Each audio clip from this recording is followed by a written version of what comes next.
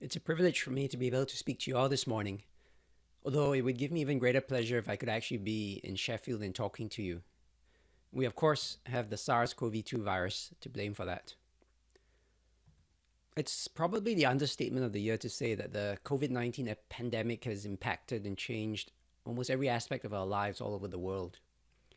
And despite the threats over my career of the original SARS epidemic, MERS, H1N1 flu, and Ebola virus, I could never have imagined how profoundly a respiratory viral pandemic could change the way we live our lives, but also how we practice medicine and anesthesia. Giving an anesthetic turned from this relaxing, enjoyable job into a fraught, nerve-wracking endeavor that felt like going into battle every time we stepped into an operating theater. And this was largely due to the recognition that COVID-19 was an airborne disease, and thus the transmission risk that aerosol-generating procedures such as intubation and extubation presented to healthcare providers such as ourselves. Now, as you know, this led to the development of elaborate measures to reduce the risks associated with administration of general anesthesia and associated airway intervention, some of which were more sensible than others. And along with that came an impetus to avoid general anesthesia altogether wherever possible. So we regional enthusiasts already knew that regional anesthesia was the best thing since sliced bread, but now suddenly everyone else recognized that too. There are indeed multiple theoretically sound reasons for considering regional anesthesia as the first-line option wherever possible. It avoids the transmission risk associated with intubation and extubation, thus protecting operating theater staff. It conserves the supply of anesthetic drugs that are needed for the care of the critically ill, which is a very real issue that we in Canada are facing yet again in our third wave. It can also streamline the operating room process and turnover, contributing to greater OR efficiency. And this is important, especially with the reductions in surgical volumes and the backlog of essential surgeries that has accumulated.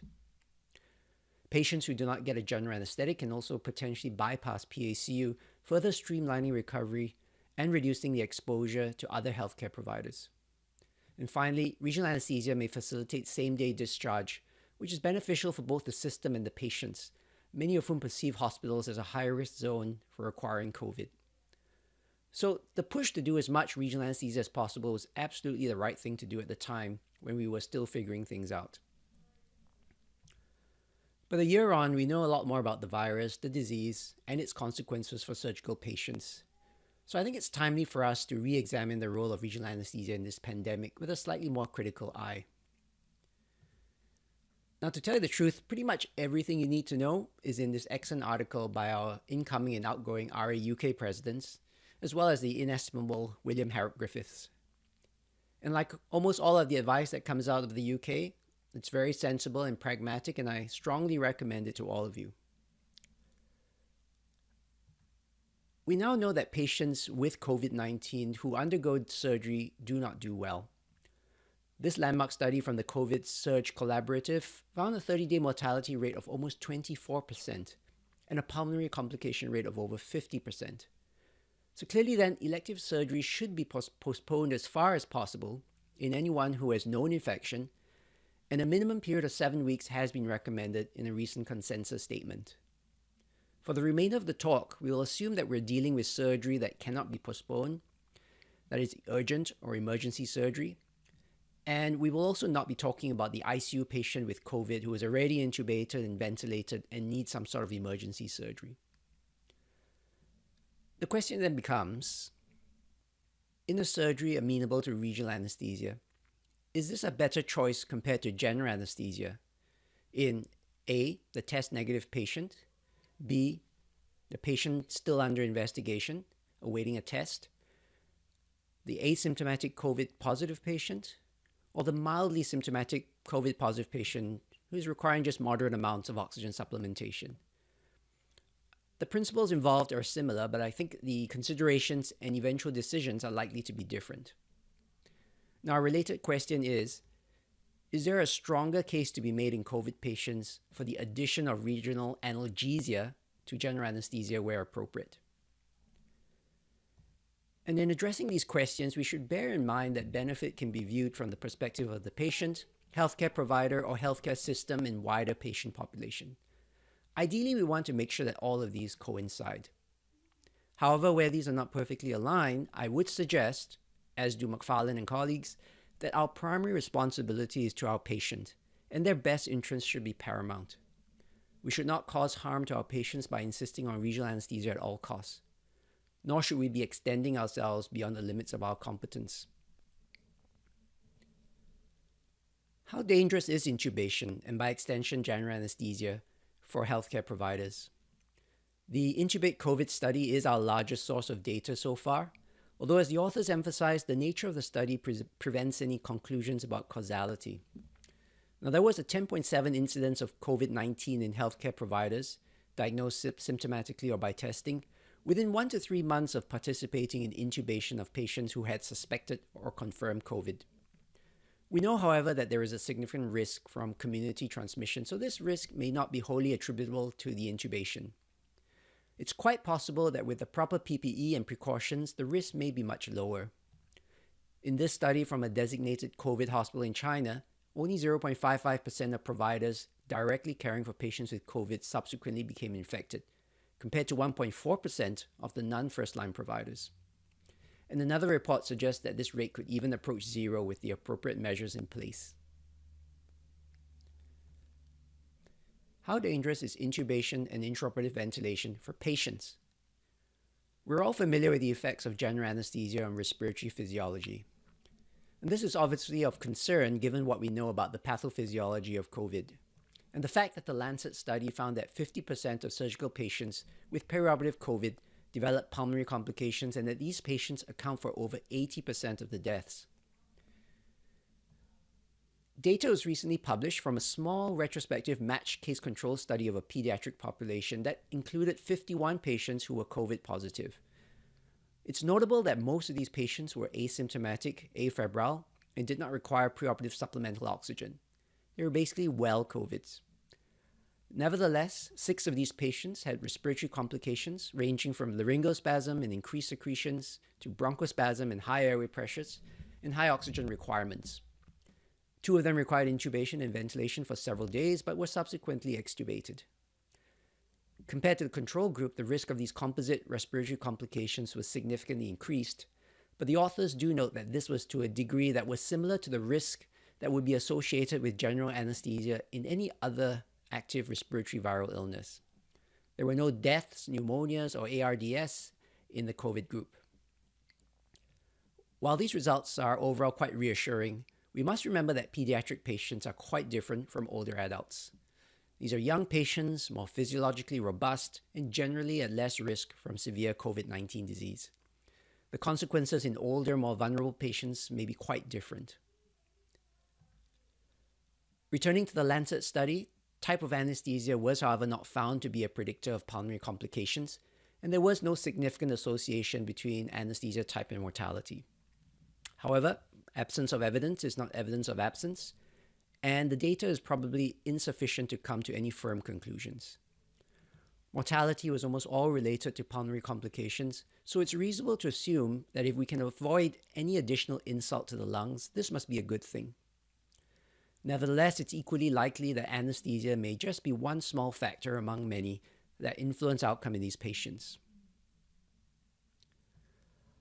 I think what must be avoided at all costs is having to emergently perform an airway intervention and convert to general anesthesia intraoperatively.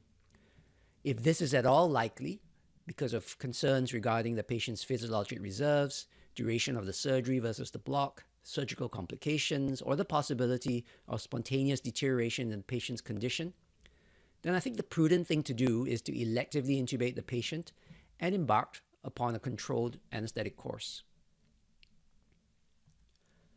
This brings me back to my earlier question as to whether there's any benefit in combining general anesthesia and regional anesthesia in COVID patients.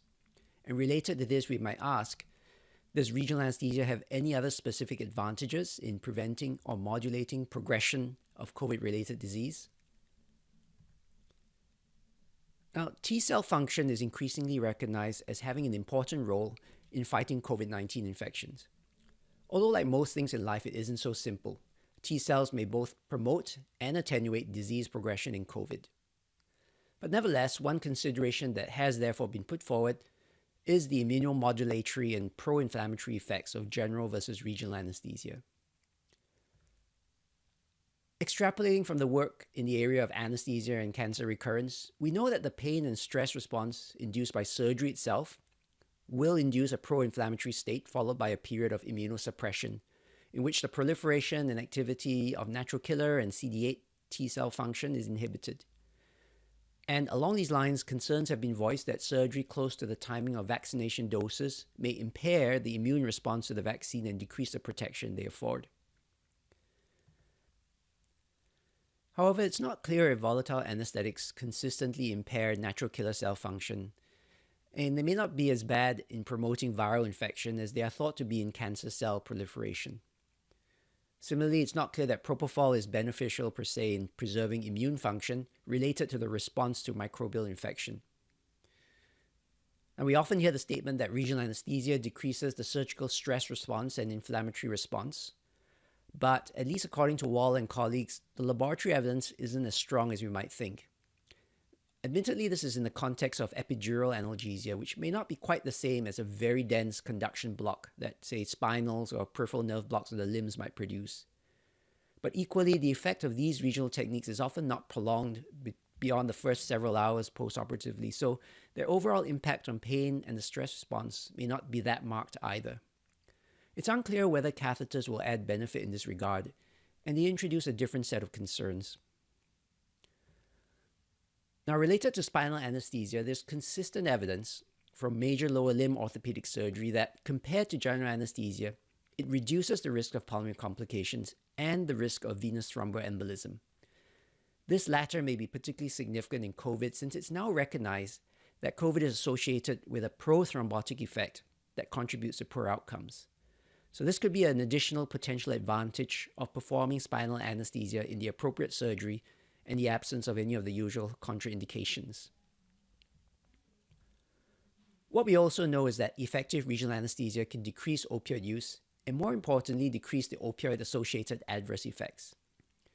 In particular, nausea and vomiting, which itself may present a risk in terms of aerosolization, not to mention negatively impacting the patient's recovery in terms of comfort, hydration, and nutrition. Taking this one step further, we have seen evidence from recent trials of fascial plane blocks of improved quality of recovery in surgery ranging from breast to thoracic and even spine surgery. This sets patients up for earlier discharge and potentially increased physiological resilience to subsequent insults to their health. I'm going to finish off with a brief discussion of specific considerations related to the execution of regional anesthesia in COVID-positive patients. This has been discussed in depth in the articles by McFarlane and colleagues, as well as by Vishal Uppal and colleagues as part of their ESRA-ASRA joint statement, so I won't delve into too much detail on the specific steps.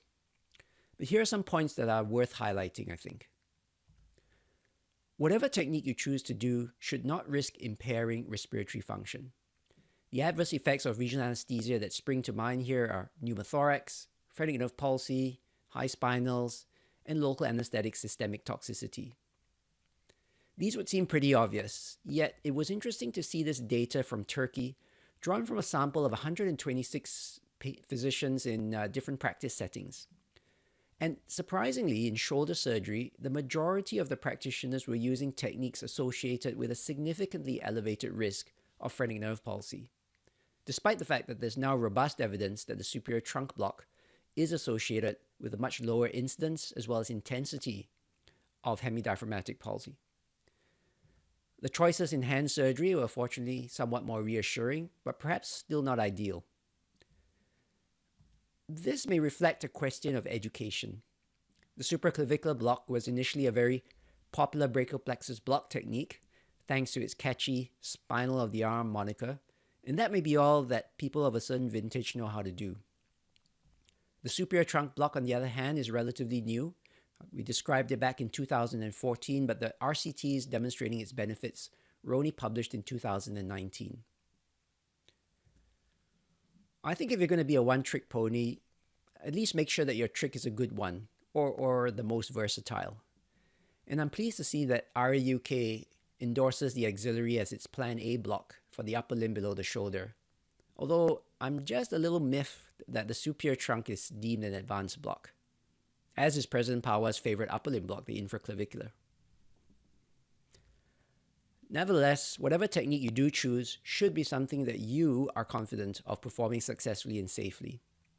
As mentioned by others, this includes allowing sufficient time for block performance as well as block onset, with testing prior to the start of surgery, and having a plan for supplementation of the block if it's inadequate.